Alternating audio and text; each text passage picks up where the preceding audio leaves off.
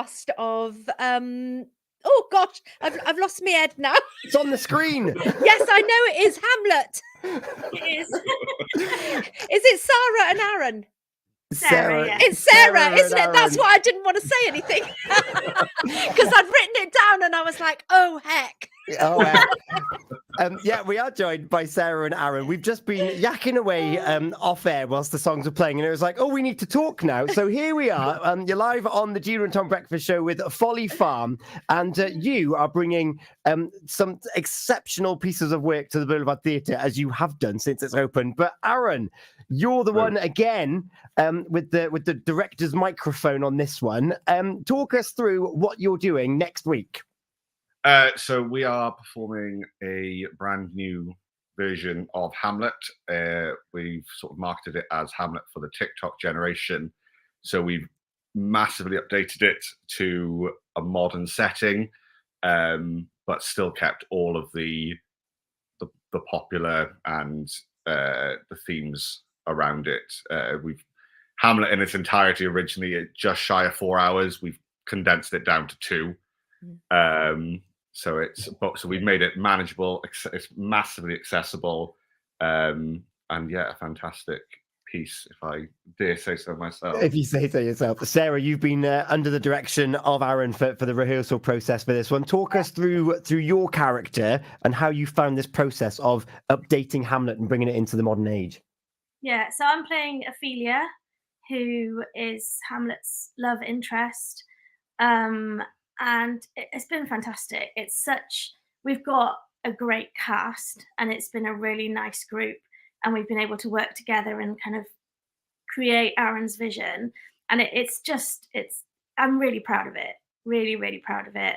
I'm really excited for people to see it because it just is so different. It's not what you would expect when you think of Shakespeare Hamlet. It's really exciting, isn't it? There's a lot going on. We use a lot of, so you see some of the text conversations between Hamlet and Ophelia. So in the original play, it's letters, but we sort of brought that forward, and we've recorded some text chats that the audience can see. We're massively using a lot of multimedia. Like, it's probably the biggest tech show we've ever done. Get everything right, to get that Big Brother feel of the cameras constantly on you.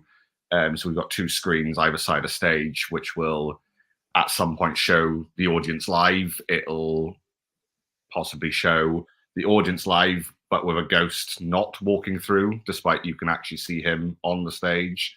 So we're playing with a lot of magic tricks, a lot of multimedia then. And the ghost is terrifying. Oh, wow. Terrifying. I love that.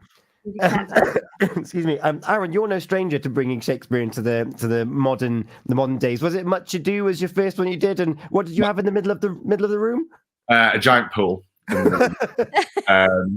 So in the same vein, this time we're not doing it fully on the stage. That's my day to day, is to build a giant platform in the middle of the room. So we'll have audience on 3 sides. Cast coming from behind the bar, cast coming from up above, and really playing with the audience's senses and not knowing which way is up or down. I like that. From the Boulevard, you've got that. You've got that space which you can do all these fabulous things in. Yes.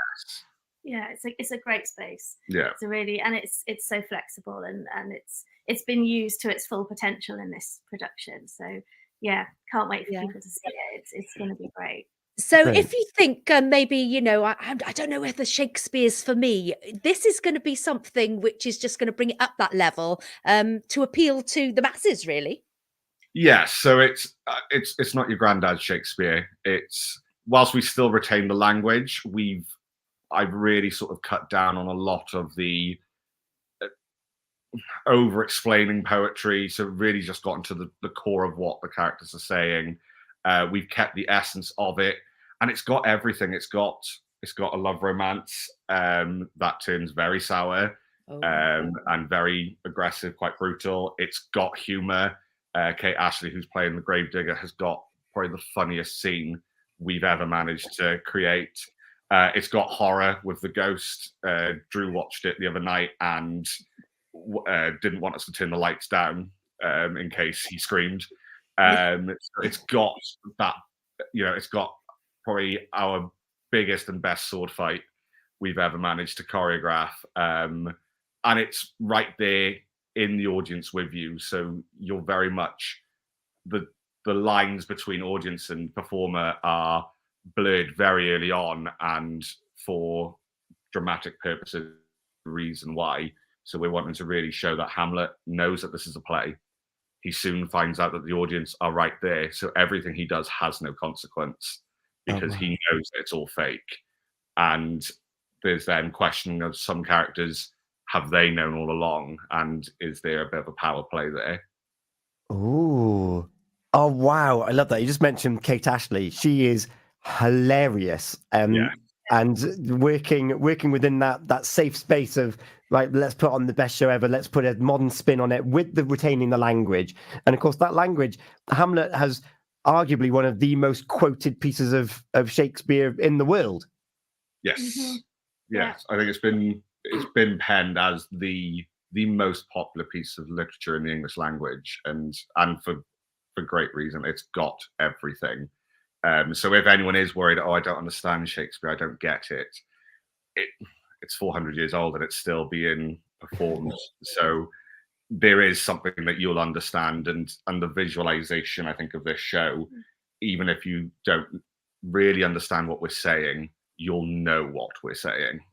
Yeah, this is what Drew said the other day. He was like, even if you're afraid of Shakespeare, you don't need to worry about that because this show is so accessible. It's obvious what's going on. The way that you've directed it means that there will be very little room for confusion. It's a really good entry to Shakespeare. Yes, yeah. Oh, fantastic. If people, in fact, going on to that seminal piece, you told us something off air. I'm going to embarrass you a little bit. Did you get to perform it when you were in college? I did. One of the shows I did when I was studying, we did Hamlet, and I was lucky enough to do Hamlet, but was so nervous that I confidently walked off stage and forgot you're not to be, which we paid homage.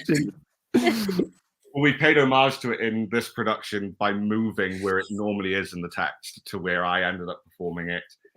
Without being smug and saying that I'm a Shakespeare, I think it works better in that position.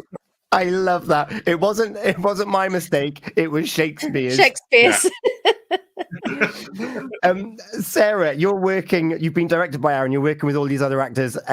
What's it been like seeing all of these passages come to pass in a setting like we've just heard now? It's not going to be you sit there and stare at a stage. What's it like being very interactive, bringing Shakespeare to life?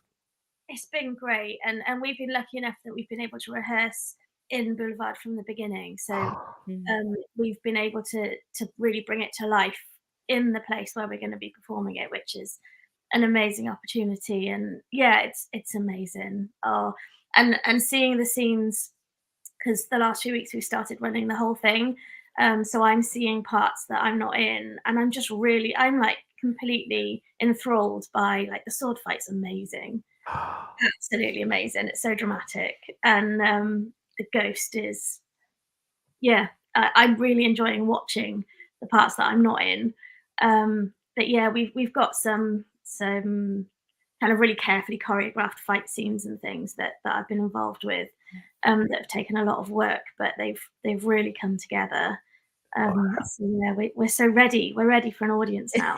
You're ready. Tom, you were saying about the sword fights, even though it's sort of bringing it back into the new age, but still sort of getting that sort of from what you would expect from Shakespeare as well in there. Yeah, so we're really, so obviously it's based around a royal family, and at the very start of the show, even before the show even begins, during the pre-show, we pay a little homage to the vigil that was done for Queen Elizabeth II. So the audience will be stopped from coming in if they're not already in. The cast are going to walk through Boulevard, and they're going to assume a vigil for 15 minutes before the show, of this coffin of the recently passed king. And then it brought then into sort of mindset of when you look at all the stuff that concerns the royal family, it's, it's crowns that are thousands of years old. It's a certain cup that has that dates back to 1810 or something like that. And the ending, I mean, it's a 400-year-old show, so I'm sure I'm not spoiling it too much. The ending has to be a sword fight. The way it's choreographed and what happens in that final scene has to always be a sword fight. So it's more of a gentleman's fencing that gets a little out of control. Yeah. It keeps you on the edge of your seat. Yes. Well, probably further into your seat because the sword fight goes into the audience. Wow. Of course, yes, the way that you've put it in. The swords will be going over people's heads. Oh my goodness. That is amazing. Aaron, having worked with you before, I love how much thought and attention to detail you put into every performance that you put on and that you put on for other people and direct. This is going to be no different. It looks like you've properly been able and allowed to flex your creative muscles with this one. Not one to be missed. If people want to get their tickets, it's next week. Plenty of time to get them. How can they get them? So either call us on 01437 723 493 or go to the website at www.boulevard-theatre.com. Amazing. Running to the 9th to 11th of May at the Boulevard Theatre, Milford Haven. Hamlet, a bit of Shakespeare in the modern era comes your way. Aaron and Sarah, thank you so much for joining us here on the G&T Breakfast Show with Folly Farm. Thank you very much. Oh, I'm excited. I'm excited for it. Folly Farm.